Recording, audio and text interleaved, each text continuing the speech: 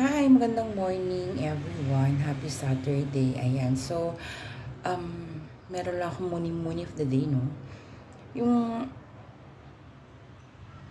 along the way all the day, no, yung ginawan ka ng masama pero gigil na gigil ka para gawan din siya ng masama. So, calmness, yung patsyensa, yung patience natin is always I hope always there, no? It's intact with us, intact with our heart and mind.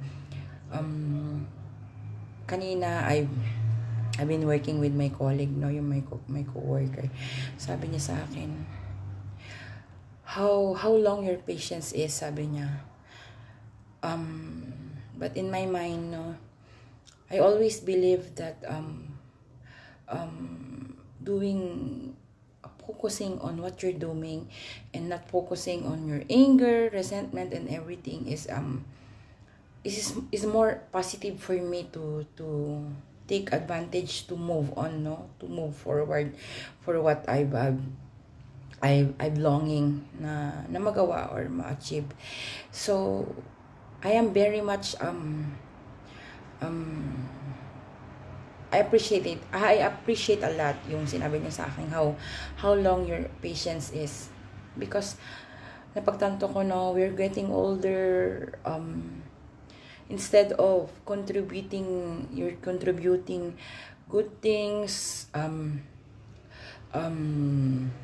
good deeds in this world, we're seeking for being heavier and heavier and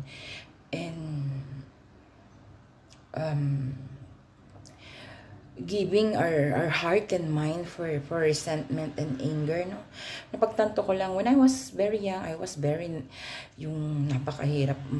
Pero at times we meron tayo talaga yung times na we are very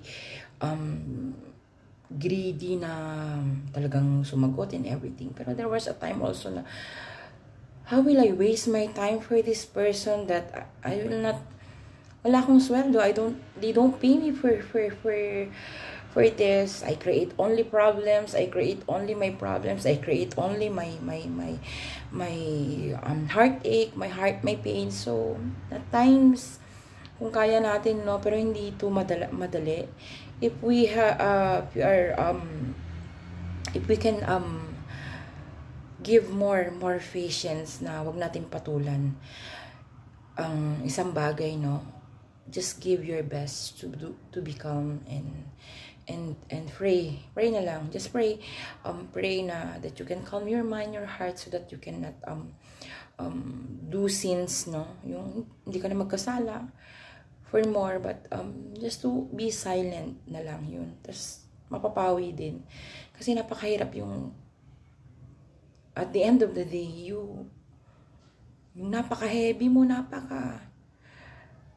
your life is, you're wasting your life for things that not valuable to you and your family as well as yourself. So, I don't want to be, at my old, nung nagiging tumatanda tayo, no, I must choose my peace. Because peace give me the peace of mind, peace of my heart. And kahit saan po tayo pwede tayong magdasal. We can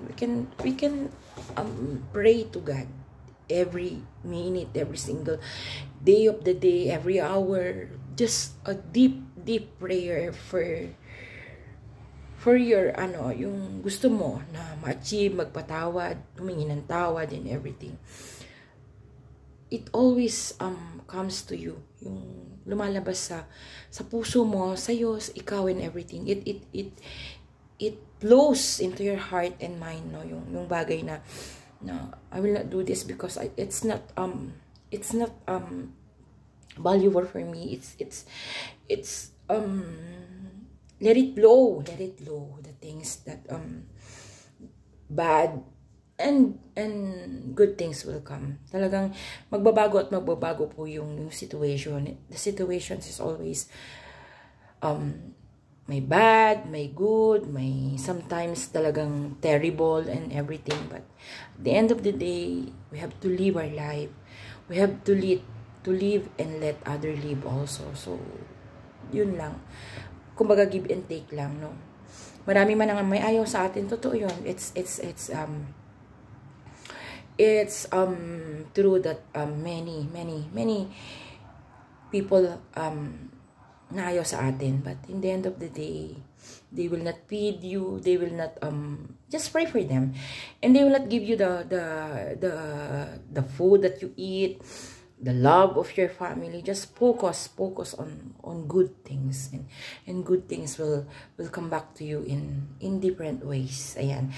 So happy weekend everyone, and I just want to kumbaga yung kahit pagod tayo, pagod yung isip natin and everything, magpasalamat tayo kay Lord every hour, every day, every minute.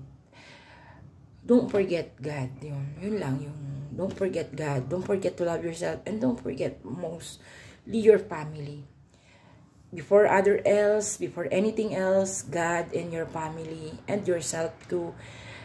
And if you love yourself, you love God, and you can love all the people around you. So yun po yung maiaambag ko na there's always good things and situation that will come to you in every single day of our life. Lahat ng oras, ng pain, ng trials, napapawi po yan. Just trust God. So ayan po, let's just pray. Sometimes we don't have any time na yung mind natin is very pagod, it's very tired, but sa ng mind natin, sa strong ng mind natin, na-overcome natin lahat. So that's the good thing na yun lang, talagang nag-post for a break ako here at work, just to spread this words that comes in my heart and in my mind, that flows here in my heart. So ayan, happy weekend everyone. It's September 14, 2024. God bless us all.